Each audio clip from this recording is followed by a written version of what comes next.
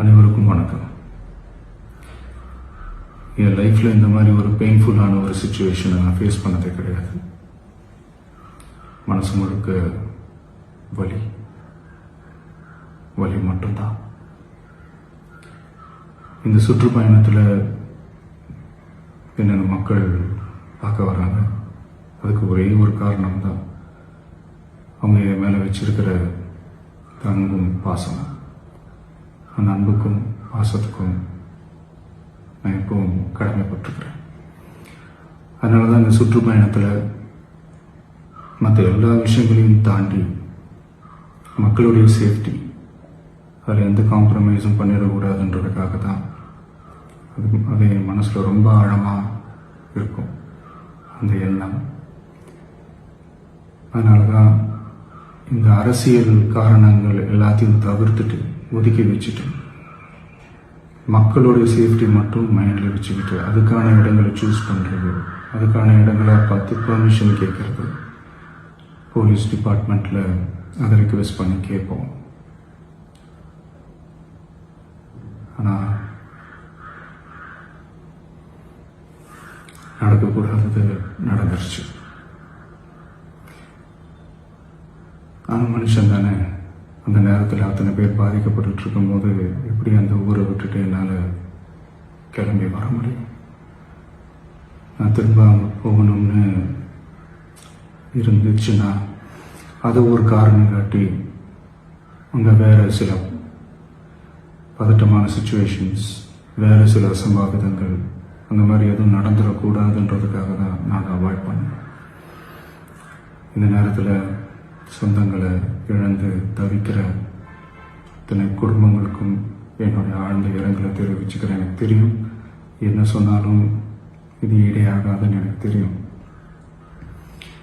ஹாஸ்பிட்டலில் ட்ரீட் பண்ணிகிட்ருக்கிற எல்லாருமே சீக்கிரமாக க்யூர் ஆகி வரணுன்றதை இந்த நேரத்தில் நான் வேண்டிக்கிறேன். கூடிய சீக்கிரமே உங்கள் எல்லாரையும் நான் சந்திக்கிறேன். இந்த நேரத்தில் எங்களுடைய வலிகளை, எங்களுடைய நிலைமையை புரிஞ்சுக்கிட்டு எங்களுக்காக பேசின அரசியல் கட்சிகளை சார்ந்த நண்பர்கள், தலைவர்கள் அனைவருக்கும் என்னுடைய நன்றியை தெரிவிச்சுக்கிறேன். கிட்டத்தட்ட ஒரு 5 மாவட்டத்துக்கு பிரச்சாரத்துக்கு போனோம். இந்த மாதிரி எதுவுமே நடக்கல. ஆனால் கரூரில் மட்டும் ஏன் எப்படி நடக்குது, எப்படி நடக்குது? மக்களுக்கு எல்லா உண்மையும் தெரியும். மக்கள் எல்லாத்தையும் பார்த்துக்கிட்டு இருக்கிறாங்க. கரூரை சேர்ந்த அந்த மக்கள் அந்த உண்மையெல்லாம் வெளியில் சொல்லும்போது எனக்கு கடவுளே நேரில் வந்து இறங்கி அந்த உண்மைகள்லாம் சொல்கிற மாதிரி எனக்கு தோணுச்சு. சீக்கிரமே எல்லா உண்மைகளும் வெளியில் வரும்.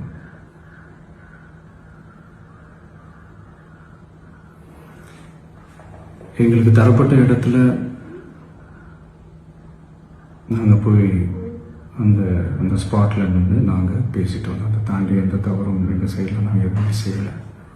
பட் இருந்தாலும் எங்கள் கட்சியை சேர்ந்த நிர்வாகிகள், தோழர்கள் மேலே எஃப்ஐஆர், அது மட்டும் இல்லை சோஷியல் மீடியாவை சேர்ந்த நண்பர்கள், தோழர்கள், அவங்க மேலே எஃப்ஐஆர்லாம் போட்டு இப்போ பிடிச்சிக்கிட்டு இருக்கிறாங்க.